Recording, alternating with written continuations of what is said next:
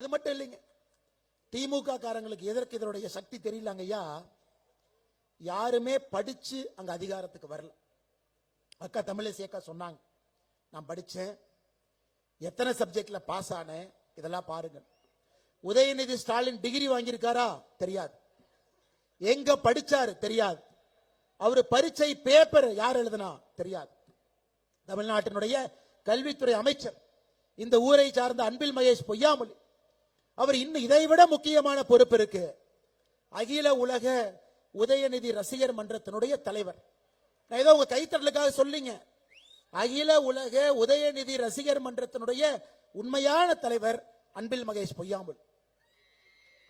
அது பாடல் வெளியீட்டு விழா, உதயநிதி ஸ்டாலினுக்கு பின்னாடி எங்கேயாச்சும் போறது, இதெல்லாம் தாண்டி கொஞ்ச நேரம் இருந்ததுன்னா கல்வித்துறையை பத்தி பேசுவார்.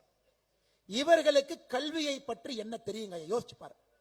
உங்களுடைய குழந்தைகள் என்ன படிக்கணும் என்ன தெரியணுங்க? தெரியாது, தெரியாது. ஒரு அமைச்சரையும் பாருங்க. காந்தி, காந்தின்னு ஒரு பேர், சரி ஏதோ காந்தி மாதிரி இருப்பாருன்னு நினைச்சீங்கன்னா, 1990 காலகட்டத்தில் கள்ளச்சாராயம் காட்சி குண்டா ஆக்ட்ல ஜெயிலுக்கு போயிட்டு வெளியே வந்து அமைச்சராக இருக்கக்கூடிய காந்தி. ஒருத்தருடைய சரித்திரத்தை பாருங்க. ஒருத்தர் செந்தில் பாலாஜி 5 கட்சி மாறி வந்து சாராய அமைச்சர், 1.5 வருஷம் ஜெயிலுக்கு போனாரு. அடுத்து 5 வருஷமா 10 வருஷமா நமக்கு தெரியாது ஜெயிலுக்கு போறாரு. அவர் ஒரு அமைச்சர். அறநிலைத்துறையினுடைய அமைச்சர் சேகர் பாபு, சென்னையில ரவுடி ஷீட்டர், சென்னையில ரவுடி ஷீட்டர், ரவுடி சரித்திர பதிவேட்டுல பெயர் இருந்த ஒருவர் அறநிலைத்துறையினுடைய அமைச்சர். யோசிச்சு பாரு, நாடு விளங்குமா? அமைச்சர் ரகுபதி பக்கத்து மாவட்டம், அவரு மேலேயே வருமானத்துக்கு அதிகமாக சொத்து சேர்த்தாருன்னு கேஸ் நடந்துகிட்டு இருக்கு. அவர் தான் சிறைத்துறை நீதித்துறையினுடைய அமைச்சர். நாடு விளங்குங்களா? விளங்கு பாருங்க. ஒரு அமைச்சருடைய சரித்திரத்தை பாருங்க. இந்த கூட்டு களவாணிகள்லாம் ஒன்னா சேர்ந்து நம்ம குழந்தைகள் என்ன படிக்க வேண்டும் என்பதை தீர்மானம் செய்ய போறாங்களா.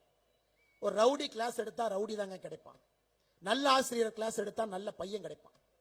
அதனால் இந்த கூட்டு களவாணிகள், சிறைக்கு சென்றவர்கள், மக்கள் பணத்தை கொள்ளையடித்தவர்கள், ரவுடிகளாக இருந்தவர், கள்ளச்சாராயம் காய்ச்சினவங்க, இவங்கெல்லாம் சேர்ந்து தமிழ்நாட்டினுடைய கல்வி கொள்கை எப்படி இருக்க வேண்டும் என்பதை பற்றி பேசிக் கொண்டிருக்கின்றார். நீங்க அதை ஏத்துக்குவீங்களா?